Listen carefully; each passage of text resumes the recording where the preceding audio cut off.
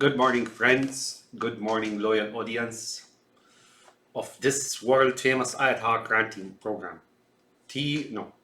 Internet video show.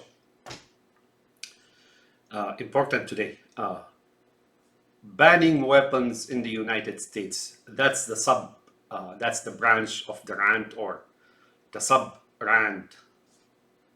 So I'm gonna make it like in few points. One is this is a slogan, a banner that says banning assault weapons. They attach assault weapons to it. What they don't tell you is that this is only the first step. So if they ban assault weapons, what do you think is going to come next? No, they will let you take a breather. You Americans, I am one, right? I am an American citizen, Arab American citizen, right? Right. And I have knowledge of what happens to a country when its people are not armed, when its people are not able to defend themselves. Oh, I have first-hand knowledge of that. And you too, you witnessed from a distance. So this is the first step. The second step will be guns. The third step will be so-and-so. The fourth step will be so-and-so. Imagine yourselves falling under Lenin and Stalin. And it is relevant. You may think it's been 100 years and so on and so forth. No. Those people are still around. And it's good for you to go ahead and study and research what's going on and what they've done. And that's the purpose of stripping the United States or the average American citizen of their weapon. So that's first step. Point number two, the reasons or the causes for shooting are numerous, right? They're psychological, they're financial, you name it. They have mass shootings have many different reasons, and all are induced by TV, sex, and violence. That when you sit down and watch TV, right, or go to the movies, and now the internet, right, where there's like horror of personal degradation, right?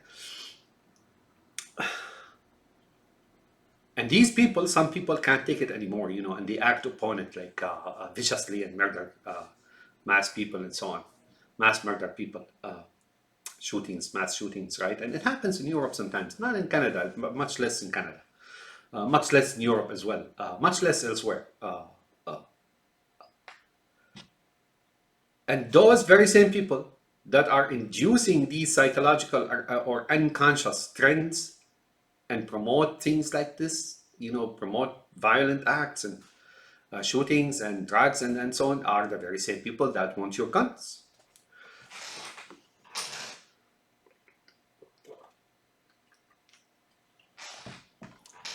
So that's that, folks.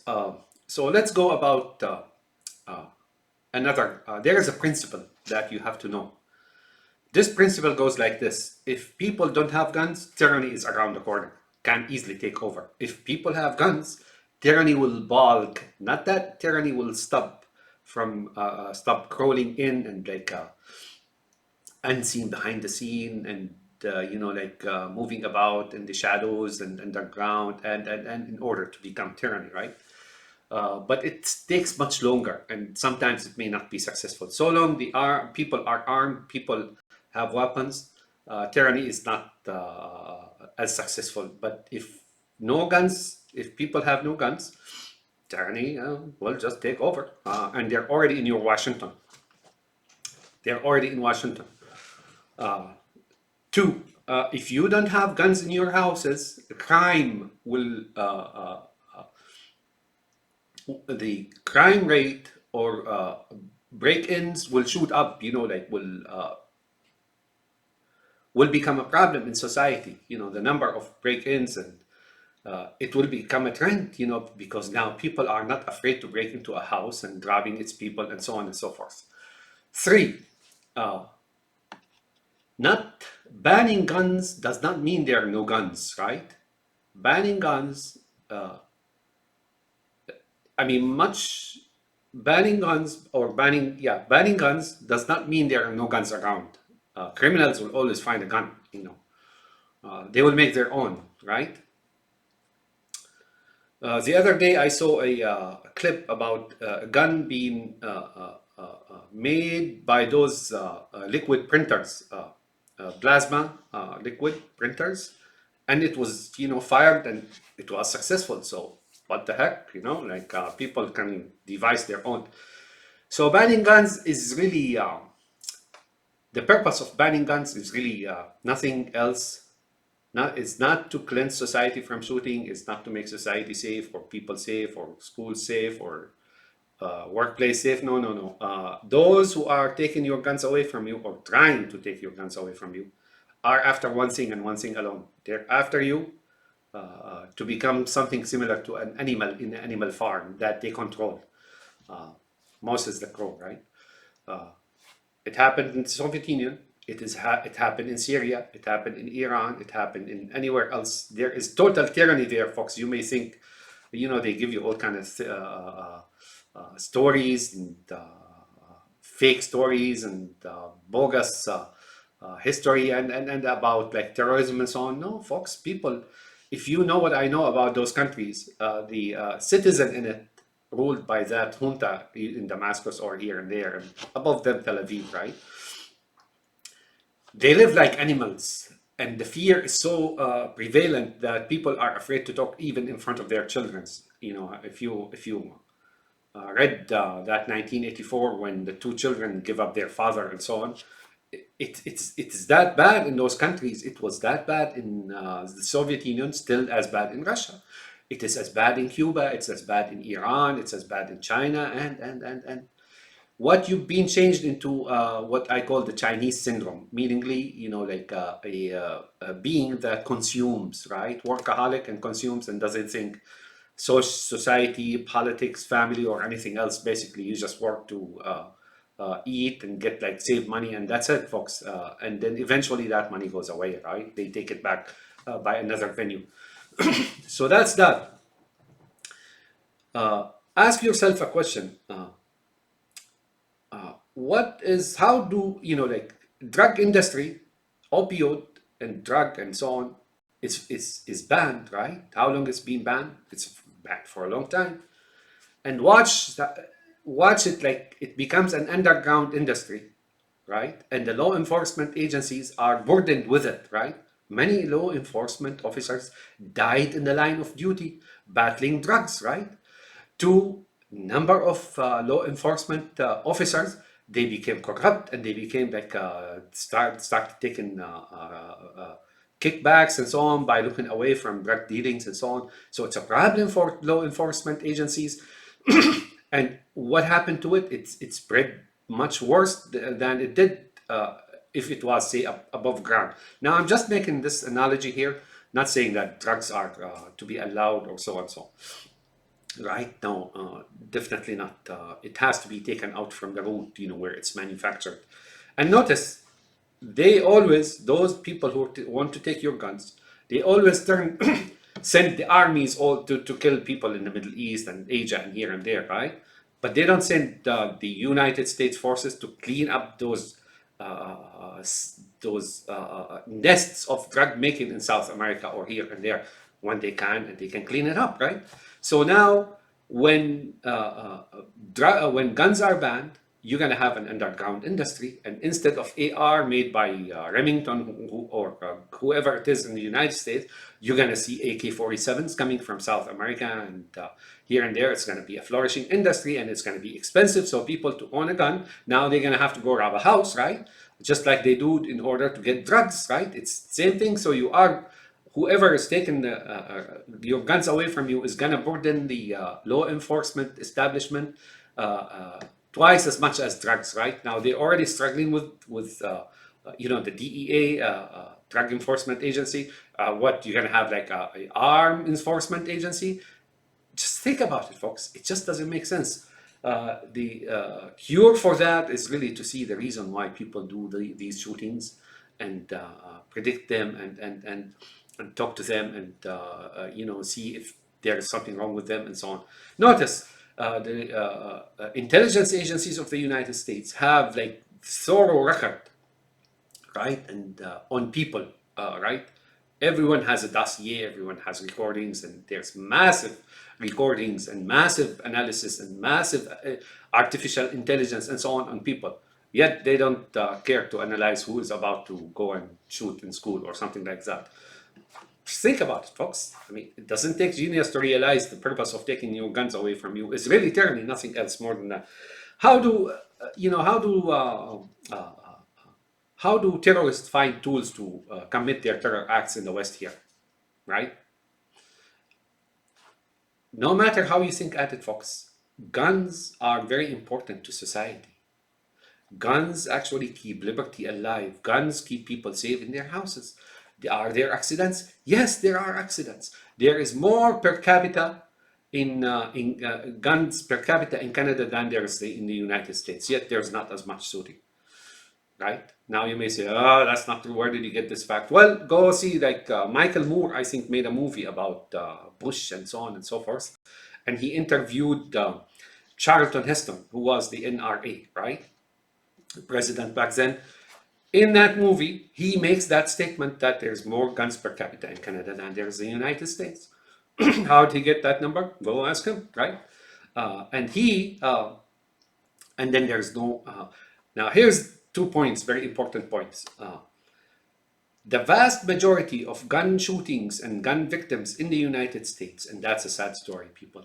That is a sad story. The vast majority of those is, in fact, in the African American communities, in those rundown neighborhoods. Those people have been living in slavery and perpetual slavery and poverty and hurt and torment and so on for 500 years.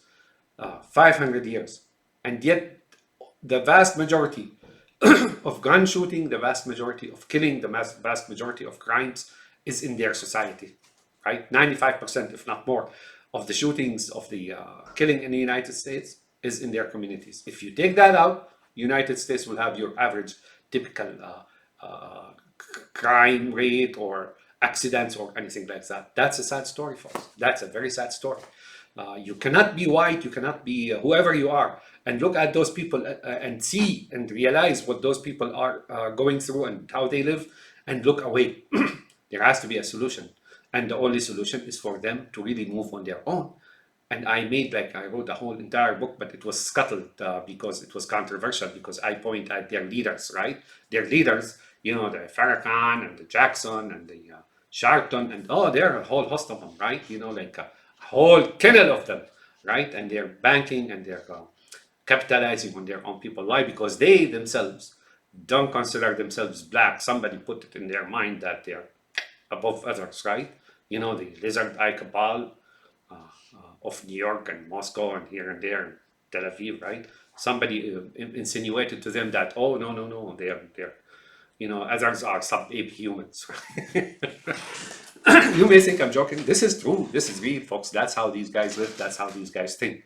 That's how these guys behave. So they keep, for whatever money they keep their own black race here in America, and their duress and their hurt and their pain and their...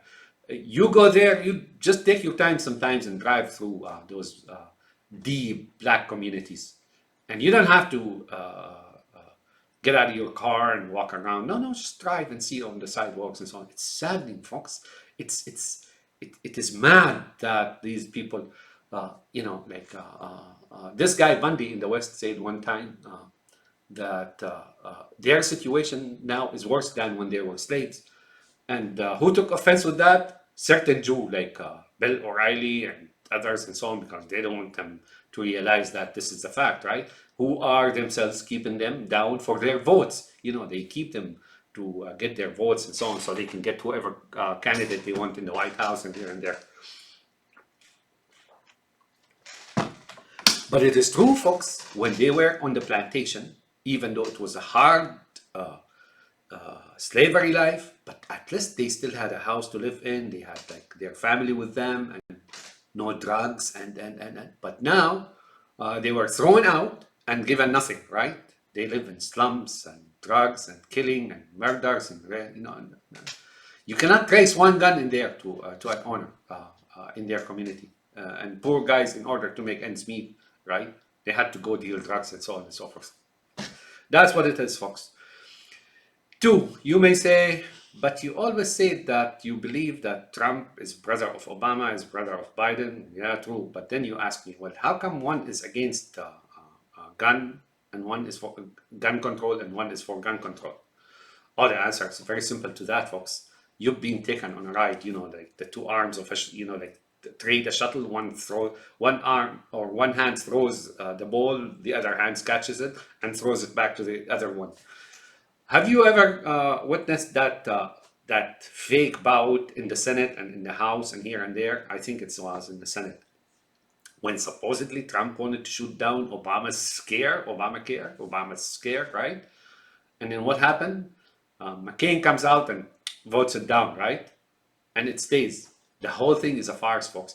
And if Trump wanted to make good on it, and he comes out, right, and then legislate that he wants no gun control, blah blah blah blah blah blah, somebody will shoot it down, right? So you've been played on that front, folks, and you've been played on many other things here in this country. So that's that, folks.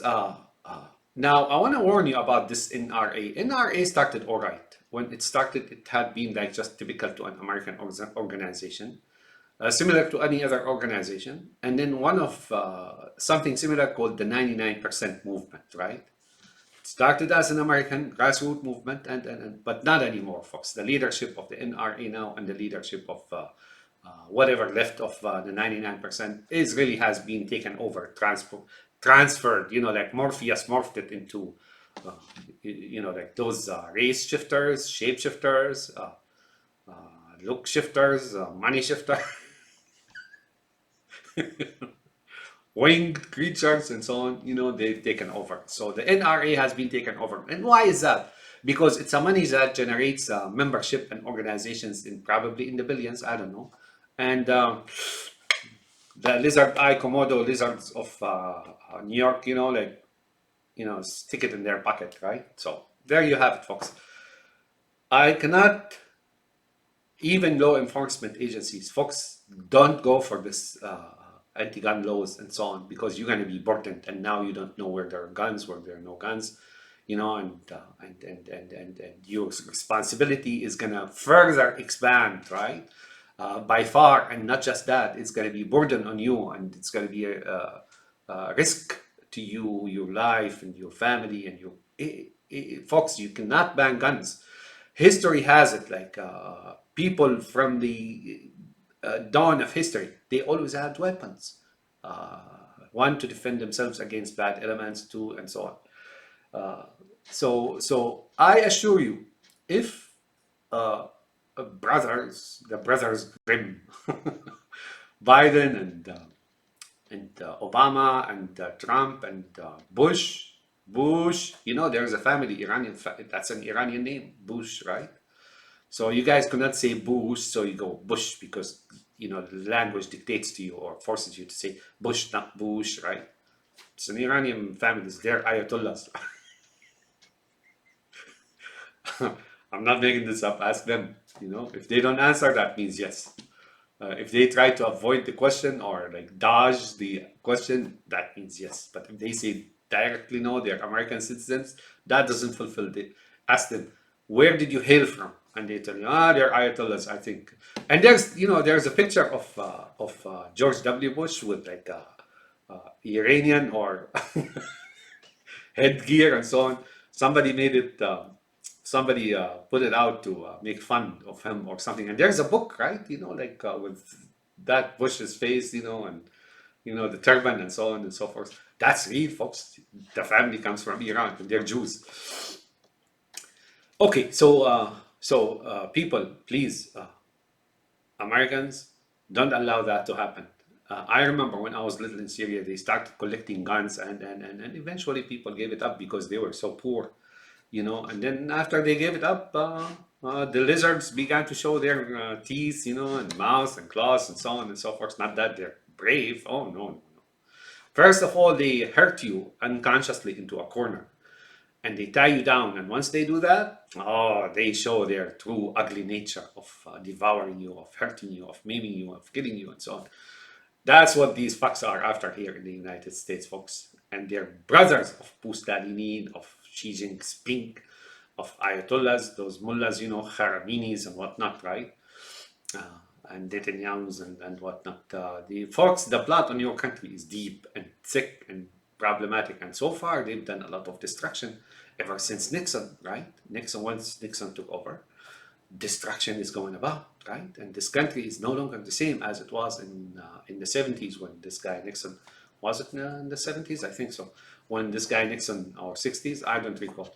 When this guy took over, and the country is being like pushed off a ledge ever since, and it's falling. And it was gonna face its final, breathe its last during that Taiwan visit.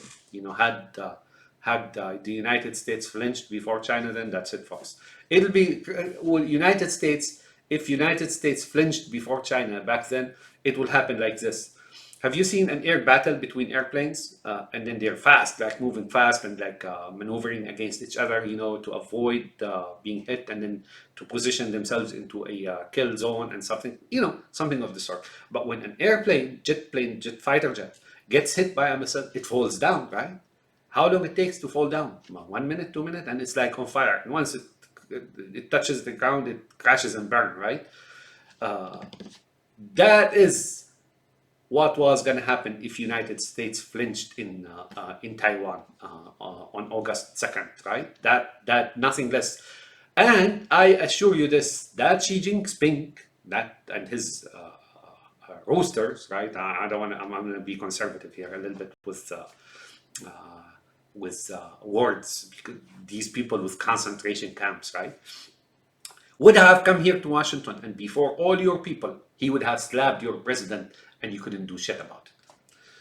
But they showed who they really are. They've been living on bluff for, I don't know, since 1911 or even before that. The same cabal has been living on bluffs for thousands of years, folks. That's it. But now for this particular branch, or what is it, hen house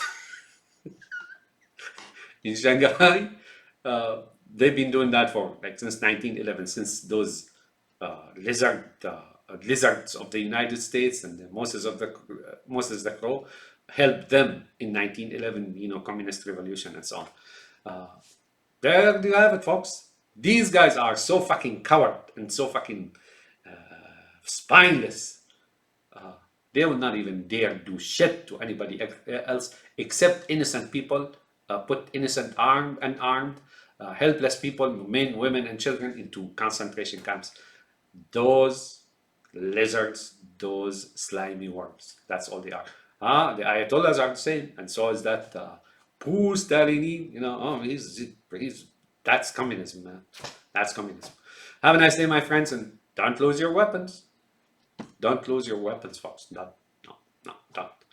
I can speak here for hours on finding causes for you not to lose your weapons, and how the argument about the danger of weapons and is so unfounded, right? There's only one reason for it. One reason only for it. Now notice something else I want to tell you. Whenever there's mass shootings, right? The media goes barking about it day and night, right? Why? Because they want to use it as a tool, as a ploy, to further their hidden ulterior motives or ambitions, right, of controlling society, tyranny, and so on and so forth. But at the same time, they're giving ideas to those people who are sitting on their couches watching those violence and internet and so on, and on TV and internet and here and there, right? They give them ideas. They shouldn't talk about it in the media anyway, because those people who watch this thing and see how much attention it's getting in the media, they may try to do just that, right? So these are called copycats, I believe. So notice, while they're barking against guns, they're at the same time promoting psychologically and unconsciously promoting that thing among people. Have a nice day, my friends. Slava Ukraini.